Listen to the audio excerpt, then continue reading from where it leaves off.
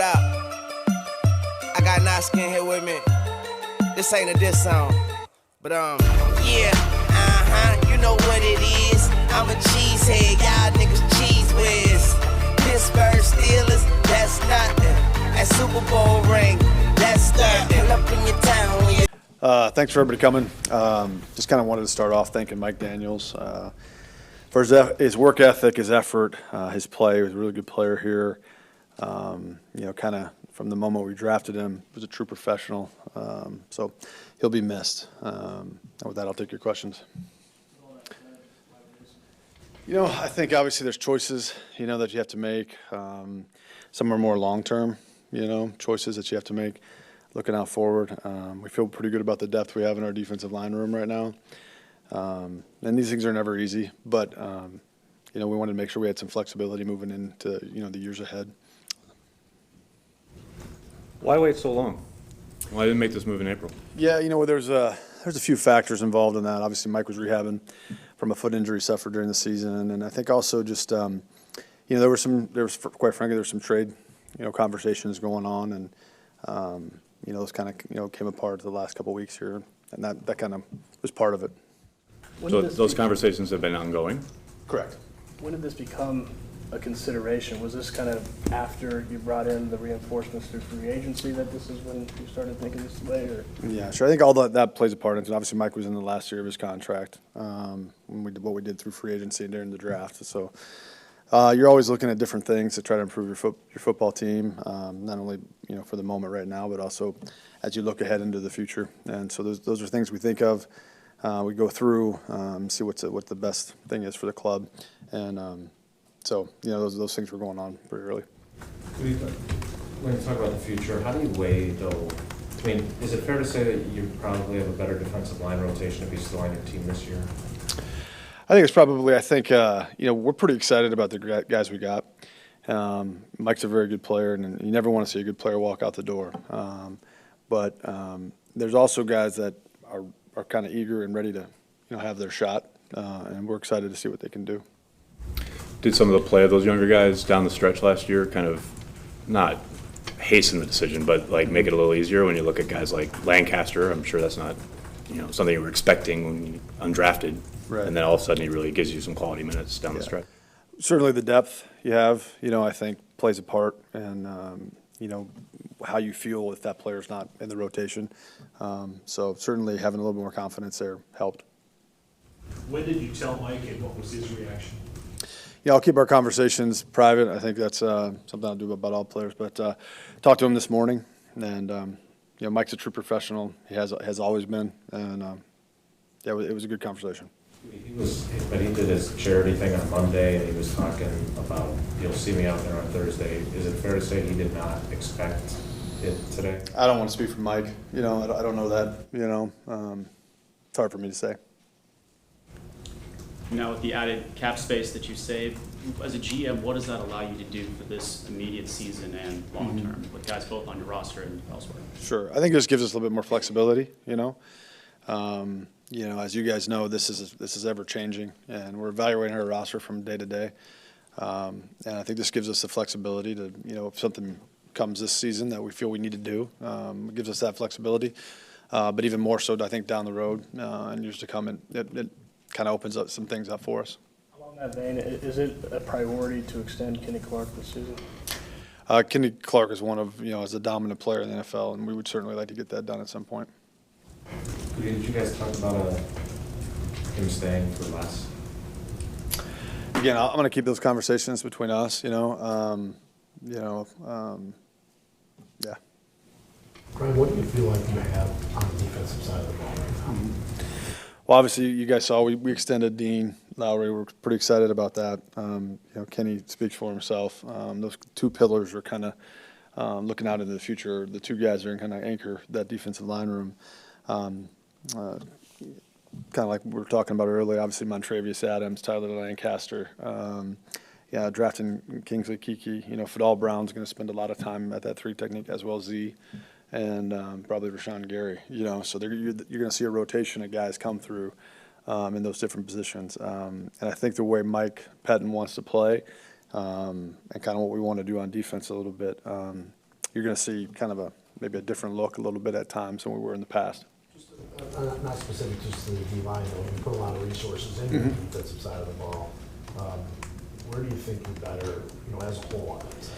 Yeah, I think, quite frankly, pretty much everywhere. I think obviously we've done a lot with our front, and then, I think obviously Blake Martinez inside is really coming into his own. Oren Burks will be in his second year, and obviously James Crawford did a nice job for us last year.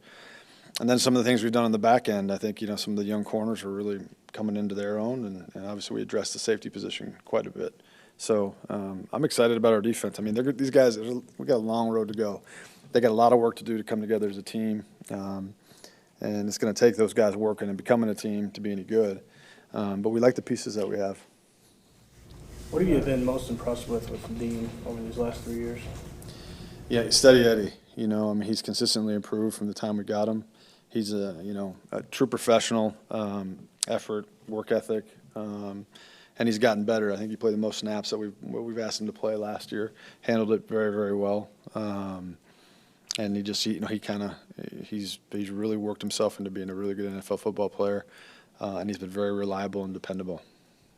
Following up on Rob's question a little bit, so we had a conversation a while back, and you said one of the things you liked about Petten is that he didn't. If you talked about a player, he didn't say, "Well, I can't use this guy. I don't like this about him. I don't like." He would always tell you what he liked and how he could use him, right? Right. Now, from where we were on the eve of training camp last year to now, I think we changed 7 of your 11 defensive starters, of the guys that would have been lining up with the ones that started left. Have you given him more players with the changes you've made that are his defense and his kind of guys? Is that fair to say or not? Yeah, I think together we've kind of been able to change, kind of the pieces we had on defense to fit more, I think, what they may want to do. I don't want to speak for them, but, I think, we kind of, I've always had a mindset, this goes back, 2 or 3 years, that we needed to get bigger, longer, more explosive. There was a time when we were lining up, I think, with Julius Peppers and Mike Neal on our edges, and we got away from that a little bit, and I think we needed to get back there. And I think we've taken some steps to do that. And again, defense is a team game, and we'll see how these guys, go through the preseason and work to get better. But I guess to answer your question, yes. Brian, when you lose an emotional leader in the locker room like Mike, putting aside his physical traits Sure. on the field, how do you, as a group, sort of approach that and call upon somebody else to fill that void?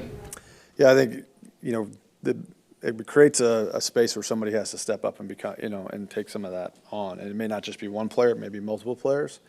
Obviously in our defensive line room, with Kenny and Dean, I mean, these guys are veterans now, and this is their time to take some things on. And we brought in a couple veteran outside guys that'll be part of that front as well. Again, Blake's going into his 4th year, so I think we probably have more opportunities for leadership within our group than we've had in the past.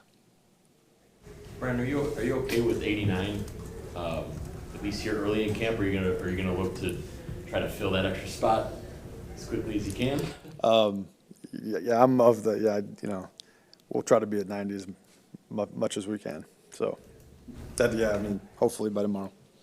Brian, did Tyler surprise you at all? I mean, I know you brought him in as an undrafted free agent, but listening to the coaches last year, they were really pleasantly surprised. Were you as well? What did he show you? Very pleasantly surprised.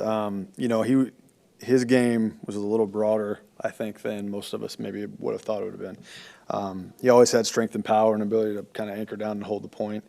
I think the thing with Tyler coming out of college was, could he get off blocks and be more of a playmaker, especially obviously between the tackles, which is what a nose does. And certainly down the stretch last year, he showed a lot of that, his ability to get off blocks and make plays. I think we were all pleasantly surprised, as we got towards the end of the season, opportunity presented itself, and he surely took advantage of it. Is Josh Jones going to be out there tomorrow? Yeah, I expect him to be. He's here today. Very good. Brian, Mike kind of had his whole system of how he ran things beginning in training camp. With the new reset with Matt, is there anything from a personnel side that you want to see more of over these next 4 weeks leading up to week 1 that maybe you were missing in years past?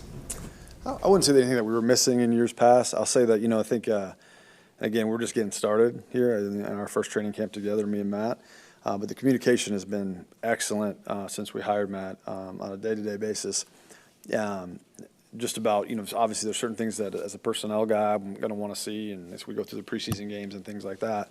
But obviously there's things that he's got to manage as well. So, but those conversations have been taking place, for a few months now, and I think it'll be a nightly conversation where we're at, and what we can and can't do. But I think it'll be done together. You haven't been afraid to churn the roster by any means.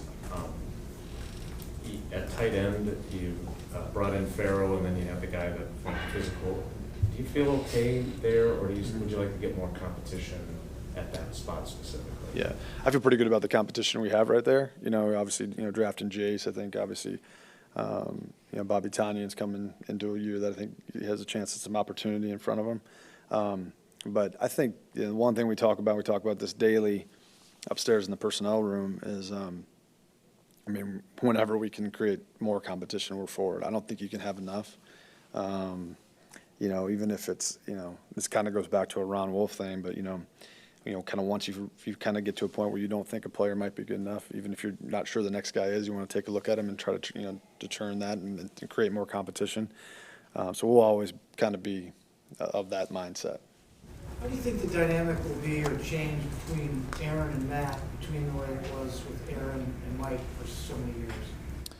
That's a good question. I think we'll kind of see how that progresses. I know that it's been encouraging through the spring and now, just how much they're working together to build this thing. I think they've really collaborated good. Not only Matt and Aaron, but Luke Getzey and Nate Hackett and stuff. They just I think it's very, very collaborative, and it's going to be interesting seeing how it progresses, through the preseason and into the season.